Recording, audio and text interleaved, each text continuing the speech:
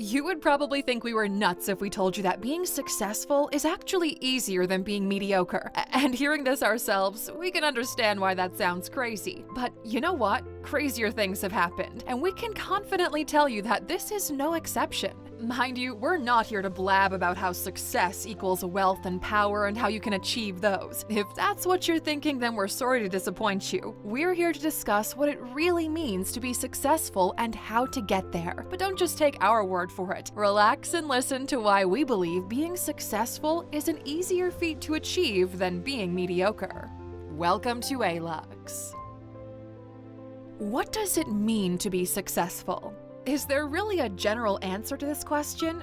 Nah, we don't think so. The fun tidbit about the word successful is that everyone can define it the way they see fit. Growing up, your parents or peers may tell you that being successful is to be wealthy, while the celebrities you see on TV every day would tell you to pursue fame. Success can be as simple as getting out of bed and going to work early. It's about doing the things you need to do to grow, and that changes from person to person. To you, it might be marrying the person you love and starting a family. After all, finding and marrying your soulmate is certainly not easy in our books. Another measure of success is from an educational standpoint. Your degree would start you on a path to where you've been dreaming about since you were a kid. So what are we trying to say in a nutshell? It's simple. There's no limit to what constitutes being successful. Everyone has different chances to be successful every day, and that includes you and me. And okay, know this too. Nobody, no matter how wealthy and popular they are, gets to define what success is for you or anybody else. Because here's the thing, they've been giving you the wrong concept of success for years. Everyone wants to boast about their own notion of success, so they'll be projecting their own definition of success onto you. But what is it that makes people mediocre? Is it about dealing with failure? Well, let's talk about that next. What does it mean to be mediocre? You may have heard the word mediocre and think it's somewhere between success and failure, but this is where you'd get it all wrong.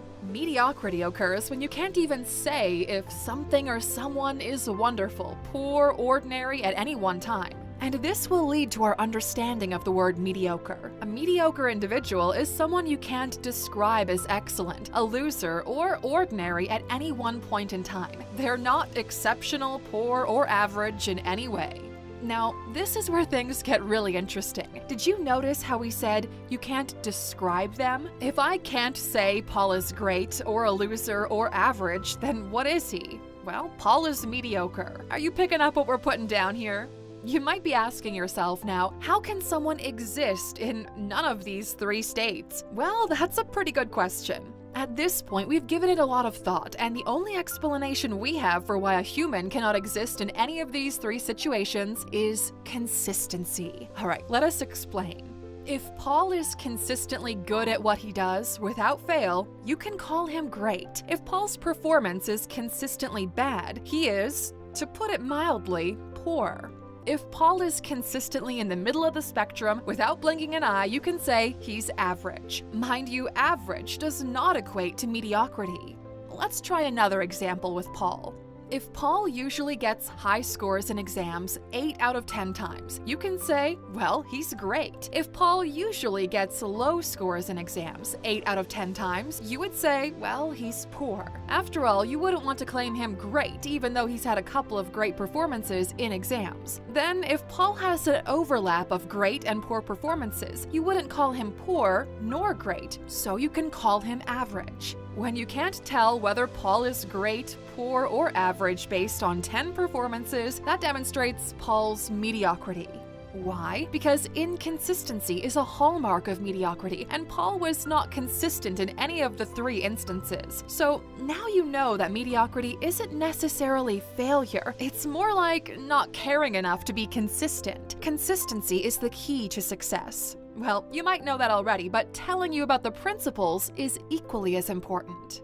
All right, so what are the principles of success? It's not easy to achieve success and have an effect on the world. If that were the case, everyone would be doing it, and we both know it wouldn't be much of an accomplishment then. That might sound counterintuitive based on what we've said so far, but bear with us. You'll find that those individuals you tagged as successful developed some habits that made them achieve their goals. So let's talk about a few of them.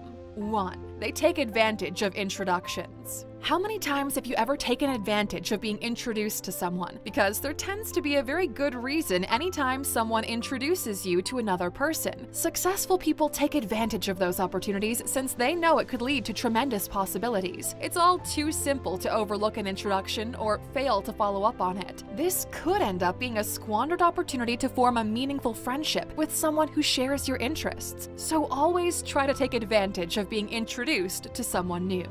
2. They surround themselves with like-minded people. You should know that surrounding yourself with great people is a step toward being a great person too. In fact, we recommend you start doing so if you haven't already. There's a reason why many successful people were friends before they became famous. They've made an effort to surround themselves with people who can motivate them and accelerate their success from the start. So it's time to start playing video games every day with your friends and surround yourself with people that can help you grow. Number 3, they read books.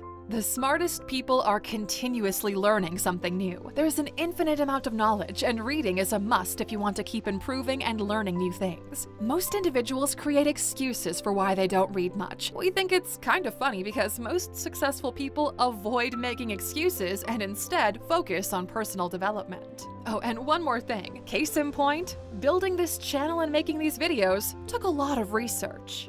Number 4, they constantly adapt. You'll know you're not growing quick enough if you can't look back 6 months and see a completely different person. Have you asked yourself why successful folks like Elon Musk and Mark Zuckerberg are always learning and adapting? They are willing to break through boundaries and modify aspects of themselves in order to be better, happier, and more productive. And you know there are other countless successful people out there that we can name that have these same qualities.